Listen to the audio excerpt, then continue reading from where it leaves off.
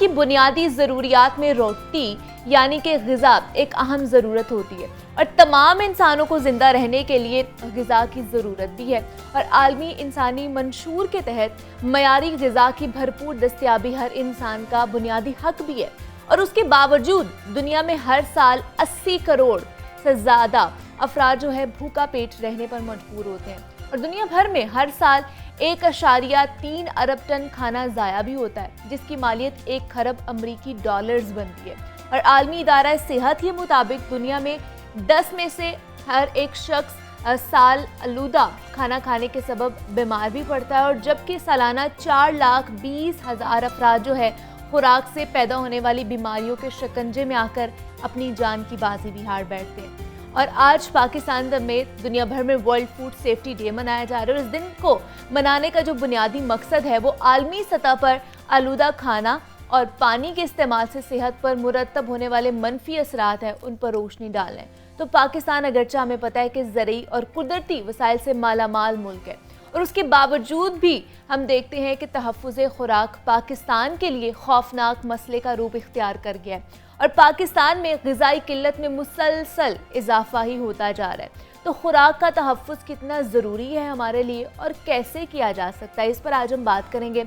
हमारे साथ इस वक्त मौजूद हैं डॉक्टर मुनीर मलिक हैं, पब्लिक हेल्थ एक्सपर्ट हैं। डॉक्टर मुनीर, आपको खुशामदीद कहती हूँ। जाओ लाहौर में कैसे हैं आप?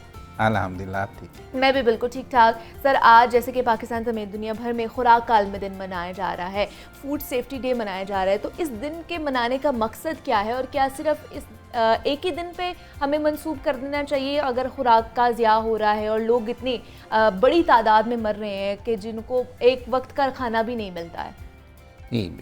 इस दिन को मनाने का मकसद तो आवाम को शऊर और आगाही देना है।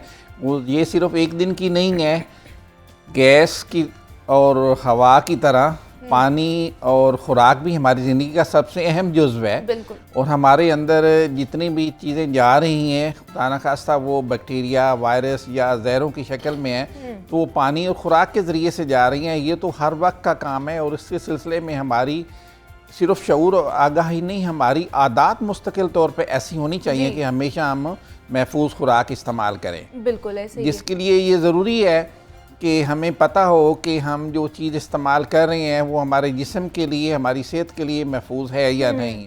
आपने बिल्कुल ठीक फरमाया कि दुनिया में हर 10वां शख्स जो खुराक गैर महफूज होने की वजह से बीमारी का शिकार हो रहा है। और वर्ल्ड फूड डे मनाने का मकसद भी यही है कि हम अपने कल को सेहतमंद बनाने के लिए महफूज खुराक इस्तेमाल करें। हाँ जी, और आज से वो शुरू करेंगे तभी हमारा जो फ्यूचर है, हमारा कल जो है वो महफूज बनेगा तभी। और फिर ये चीज़ें शुरू तो शऊर और आगाही से ही होती हैं ना, पहले बताया जाए। हाँ, और फिर हर वक्त हम जो चीज़ इस्तेमाल कर रहे हैं उसमें खुराक भी आती है, हमारे बर्तन भी आते हैं और हमारे हाथ भी आते हैं और हमारे खाने पीने की आदत भी आती हैं। बिल्कुल, क्योंकि मकसद यही है कि फॉर्म से लेकर हमारी फोमाइट्स और हमारी मेज़, खाने की मेज़ तक वो चीज़ें महफूज तरीके से आएँ। एग्जैक्टली, हाँ जी, ताकि हम वो मुख्तलिफ बीमारियों का ना शिकार हो सकें। क्योंकि सालाना 33 मिलियन लोग खुराक की वजह से बीमारियों का शिकार हो रहे हैं और अगर माशी तौर पे देखा जाए तो सालाना 110 बिलियन अमेरिकन डॉलर का नुकसान और सिर्फ गैर महफूज खुराक की वजह से होता है। और इतने लाखों लोग जो है इस गैर मयारी खुराक की वजह से जो है वो मौत के मुंह में चले जाते हैं और इसका शिकार हो रहे हैं। लेकिन कौन कौन सी बीमारियां जो है हमें लाहक हो सकती हैं इस गैर मयारी खुराक के खाने से? गैर मयारी खुराक, गैर महफूज खुराक और गैर महफूज पानी के इस्तेमाल से, जैसे आजकल भी है कि हमें हैज़ा, टाइफाइड, गैस्ट्रोएंटाइटिस, हेपेटाइटिस ए और बाचुलिज्म फूड पॉइजनिंग है, shigellosis, amoebiasis, bacillary dysentery, malaria, typhoid, polio, trachoma, cataract, ये सारी बीमारियां गैर महफूज खुराक इस्तेमाल करने की वजह से होती हैं। और इनके गैर महफूज खुराक इस्तेमाल करने की वजह से हमें असाल से लेकर कैंसर तक हो सकता है। कि जो कैंट फूड्स हैं, जो उनमें स्टोरेज है, जो केमिकल्स हैं या हम जो इंसेक्टिसाइड इस्तेमाल कर सकें, वो कैंसर का भी बायस बन सकते हैं। लेकिन आजकल डॉक्टर साहब ये हर चीज़, जितने भी प्रिजर्वेटिव्स हैं या फिर जो डब्बा पैक फूड्स होते हैं, कैन में आते हैं या आप वैसे भी फूड देख लें, सब्जियां, फलियां, बाकी चीज़ें, उनमें भी मिलावट है। दूध जो हम पीते हैं उसमें भी मिलावट की जाती है, बाकी मसाला जात में भी मिलावट की जाती है। तो फिर इसे किस तरह महफूज रखा जा सकता है हम? जी, इससे पहले सेफ्टी तो ये है कि हम फूड की सिलेक्शन में हम एहतियात करें कि हम जो फूड खाना ले रहे हैं या पानी ले रहे हैं वो महफूज हो, कि वो गला सड़ा ना हो, वो बासी ना हो और वो साफ़ हो फॉर्म से। फिर उसके बाद उसको साफ़ करना, सिर्फ खाने को साफ़ नहीं करना, खाने के जो हम इस्तेमाल कर रहे हैं हाथों की भी सफाई और बर्तनों की भी सफाई उसमें शामिल है। फिर खाने को अच्छी तरीके से पकाना, फिर खाने को अच्छे तरीके से महफूज करना, कि हम जो कच्चा खाना है उसको अलहदा महफूज करें, जो हमने प्रिजर्व करना है उसको अलहदा महफूज करें, उसको वक्त पे इस्तेमाल कर लें। अगर लंबे अरसे के लिए हमने उसको रखना है तो उसको हम फ्रीज़ करके बाद में इस्तेमाल करें और फिर गरम गरम इस्तेमाल करें। फ्रीज़ करने के बाद हमें फिर गरम करके उसको ठंडा नहीं होने देने चाहिए, उसमें ज़्यादा चांसेस होते हैं जरासीम के पैदा होने के। तो फिर ही हम इन चीज़ों से महफूज रख सकते हैं कि हम फॉर्म से लेकर अपने खाने की टेबल तक इन सब चीज़ों का ख्याल रखें। लेकिन हम तो इतना ख्याल रख सकते हैं ना कि अगर कोई चीज़ हमारे घर आई है उसको अच्छी तरह हम लोग धो के अच्छी तरह पका लें, जिस तरह डॉक्टर्स कहते भी हैं। लेकिन जो पीछे से ही अगर वो ख़राब आ रही है, जैसे मिलावट से भरा हुआ दूध आता है हमारे घरों में और वो बच्चे भी पीते हैं, बड़े भी पीते हैं, बूढ़े भी पीते हैं, उनकी वजह से भी बहुत ज़्यादा बीमारियां जो हैं वो लाहक होती जा रही हैं। बिल्कुल है, फूड अडल्ट्रेशन जो है ना वो भी इसमें उसका काफ़ी हिस्सा है गैर मियारी बनाने में। तो जो केमिकल्स होते हैं वो हमें ज़ाहिर नज़र तो नहीं आते हैं, ना हम उनको फ़िल्टर कर सकते हैं, ना कुक करने से जरासीम की वजह से ख़त्म कर सकते हैं।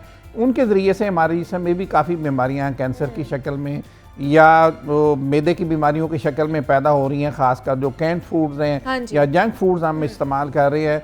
इवन ख़वातीन में जो इनफर्टिलिटी और पॉलीसिस्टिक ओवरीज हैं उनमें भी जंक फूड्स का और गैर मारी फूड्स का भी तल्लक है। अच्छा, मतलब ये इतना ज़्यादा बढ़ता जा रहा है। और आपने भी देखा होगा कि बच्चे भी आजकल ओबेसिटी का शिकार हो रहे हैं, शुगर का शिकार हो गए। मतलब छोटे छोटे बच्चे जिनको पहले हम हेल्दी देखते थे, अब वो इतनी संगीन बीमारियों का शिकार हो जाते हैं और इतनी मूजी बीमारियों का। लेकिन इससे बचाव कैसे मुमकिन बनाया जा सकता है? किस तरह, अगर हमारे घर पानी आलूदा आ रहा है, टैप वाटर आप कोई इतना नहीं होता कि हर कोई जो है वो बॉटल में जो बाहर से मिलता है वो अफोर्ड कर सके, अगर टैप वाटर आ रहा है तो उसको किस तरह महफूज बना सकते हैं? पानी के लिए हम ये कि पानी की हम उसको स्टोरेज को प्रॉपर बने और हम पानी उबाल के इस्तेमाल करें कि कम से कम उसमें जो वायरसेस हैं या बैक्टीरिया हैं वो ख़त्म हो जाएं।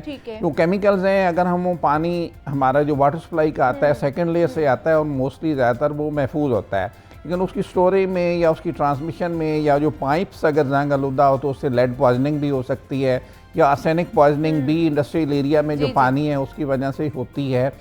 उसको हम महफूज बनाएं और साथ उसकी स्टोरेज हम बेहतर करें और साफ़ बर्तन में उसको पिएं। तो पानी के ज़रिए से जो फैलने वाली बीमारियां, खासकर जो हेपेटाइटिस ए है, हम उससे बच सकते हैं।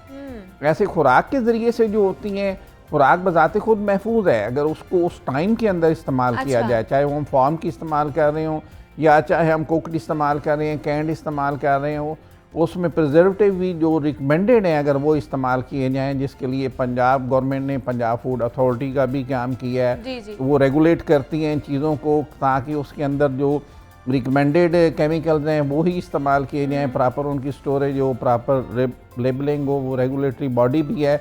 और हम खुद भी देखें कि खाना, पहले तो हम जो चीज़ इस्तेमाल कर रहे हैं वो देखने में साफ़ हो, आम आदमी के लिए कि वो देखने में बिल्कुल साफ़ शफाफ पानी हो या खुराक हो वो देखने में साफ़ लगे, फिर उसमें से कोई गंदी स्मेल ना आ रही हो कि हमें पता ना चले कि ये तो बासी है या ये आलूदा है देखने में, फिर उसमें वो बबल्स ना हो, स्मेली ना हो, मैसी ना हो, साफ़ सुथरी हो, देखने में भली लगे, फिर वो प्रॉपर तरीके से स्टोर हुई हो। अगर ताज़ा इस्तेमाल बनी हो, ताज़ा इस्तेमाल हो तो हमारे अंदर फिर नहीं वो जरासीम जा सकते। फिर अगर हमने खुराक को घर में लंबे अरसे के लिए स्टोर करना है तो उसके लिए हम आप खुराक के पोर्शन बना के उसको फ्रीज कर रहे हैं।